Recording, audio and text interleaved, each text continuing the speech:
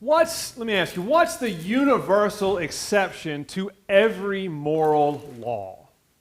Think about it. And be honest. Be honest in your thoughts. Now, the pious among us might say to obey God and not man. But that's not an exception. That's, in fact, the supreme moral law from our own moral God. No, the exception is 5 simple words, right? You guys already know these 5 words by heart, right? Are you ready? You ready? You might want to write them down. Here they are. Here's the 5 simple words. When it happens to me. Of course, we're being sarcastic about this. But that's true, isn't it?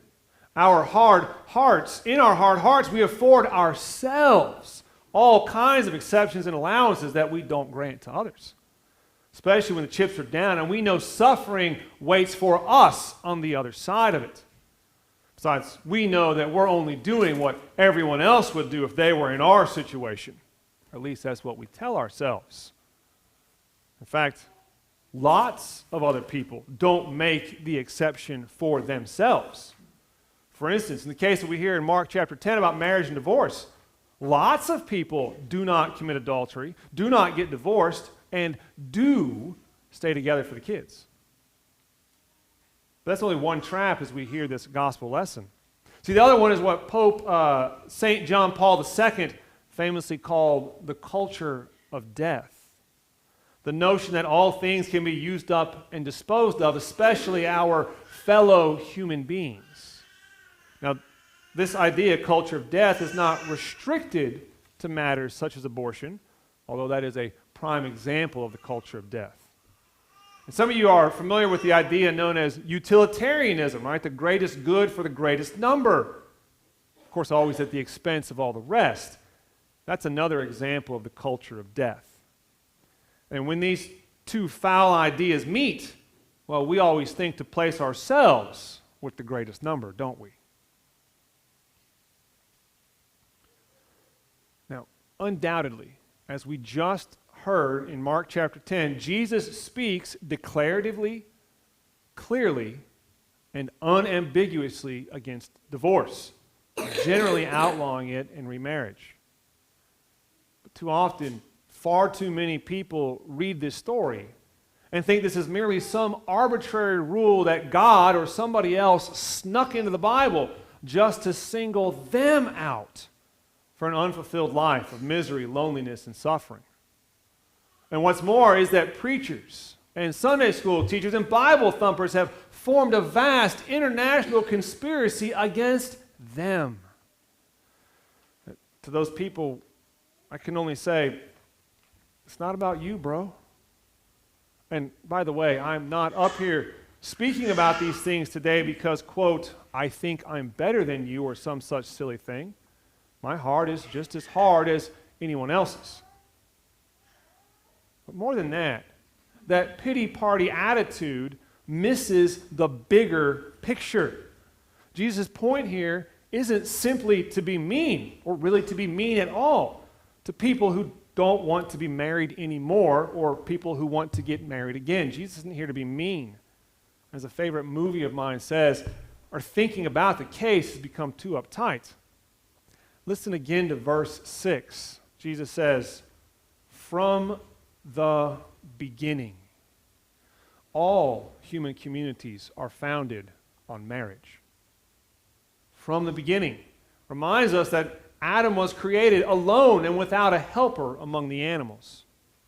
Therefore, God created Eve so that Adam would not be alone. And so Jesus says, from the beginning.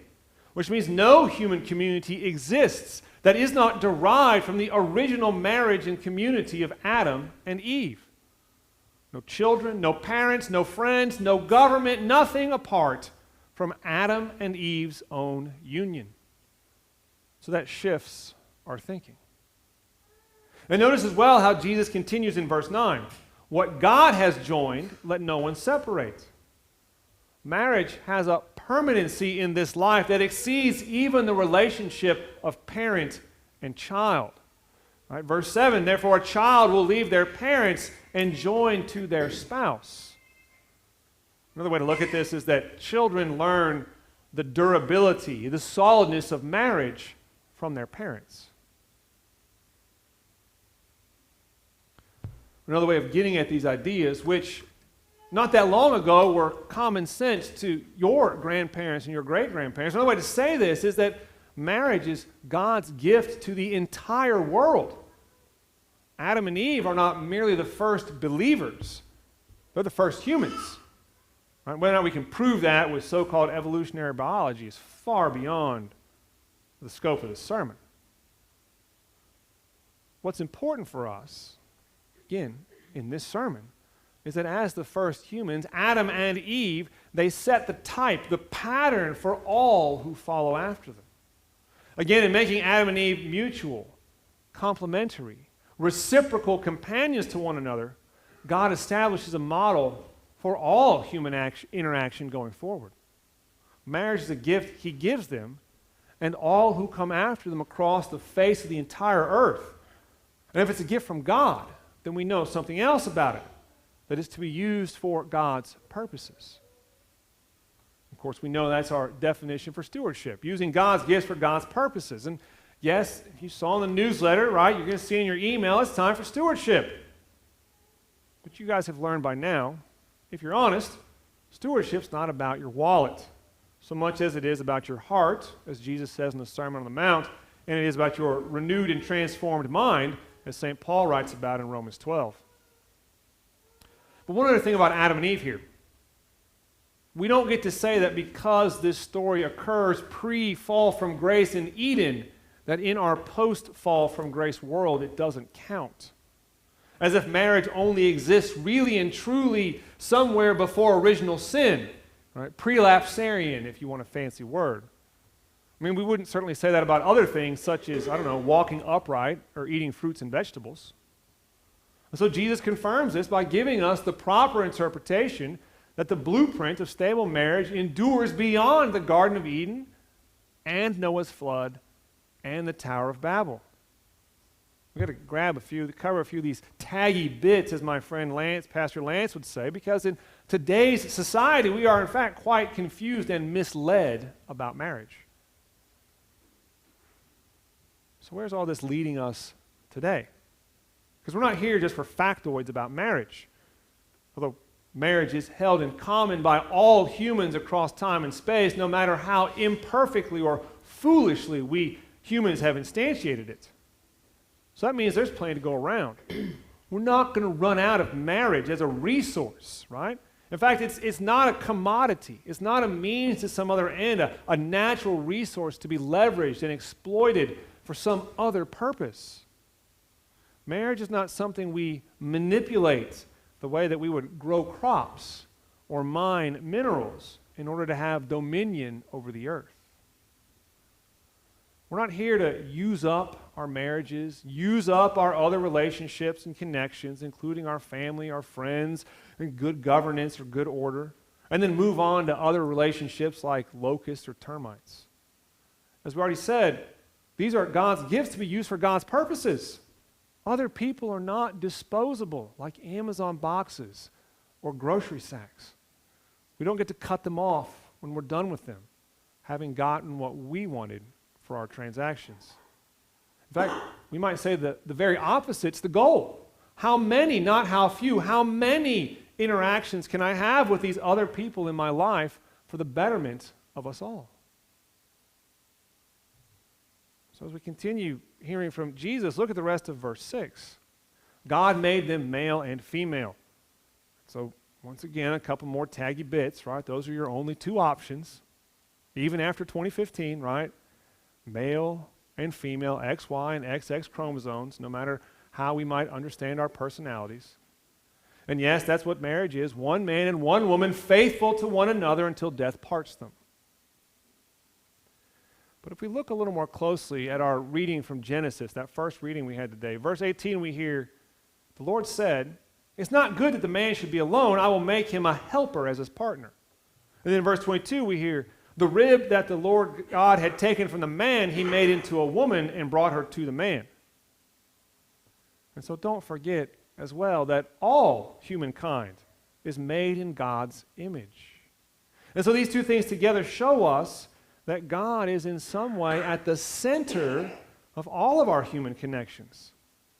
looking upon one another, not ourselves, but looking upon one another, we see the image of God. And we know that God created us for each other. Another way to say this, perhaps, is that God doesn't merely join us together as some third party in our human connections. And particularly, especially in that unique and ground of relationships, marriage. Well, I think we are better to say that God joins us in our human connections. He's part of the bond, which again shifts our thinking. Somehow our human connections will reflect God's character.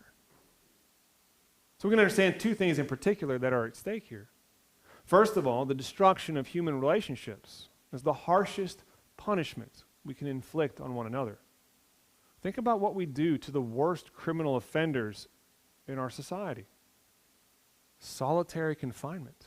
They're cut off from all other human beings, which over time leads to madness. But cutting people off, going no contact, as they call it today, is the most damaging thing that we do in our human relationships. Divorce plays into this sometimes. But the total revoking of relationship, it's tied to that Machiavellian impulse to treat people transactionally. It's also tied to that psychopathic impulse for short-term gain from others. Of course, we're not talking about here setting proper boundaries between us and others for mutual health and success. No, what we're talking about is ditching a friend, ditching a relative because they don't share our own perfect personal political opinions. We all know people who have been cut off in these ways. What we're talking about is an absence of grace, mercy, love, and forgiveness, which just seems to be the way things are nowadays, especially as that election lurches ever closer. And yet, if we are fellow image bearers of God, because we're all fellow human beings, and if God is gracious, merciful, loving, and forgiving, then those things, even if in some diminished way, they're reflected among us as human beings, even with our hard hearts. And then for those of us who are born-again Christians, well, those things become the foundation of our ability to interact with one another. These are the purposes of God for his gift of human relationships, not only in marriage, but in family, friends, business, governance, all of them. Like animal researchers have learned that in a pack, the alpha is not the most dominant and forceful. It's not the one who thinks his position exists solely for him to enforce it. See, that guy always has a short tenure until he gets fragged by his troops. No, the alpha is the most mutual, the most reciprocal. In fact, we might call that the most generous in our human terms. This is the one who puts the pack first, who leads them by serving them, one who is a helper meet for the pack. And deep down, we know this is still true in our me first, gimme, gimme culture. Imagine that. It's not about us, but rather about God and his gifts in our human connections, who joins us together to be used for his purposes, making his world a better place through grace, mercy, love, and most of all, forgiveness. Amen.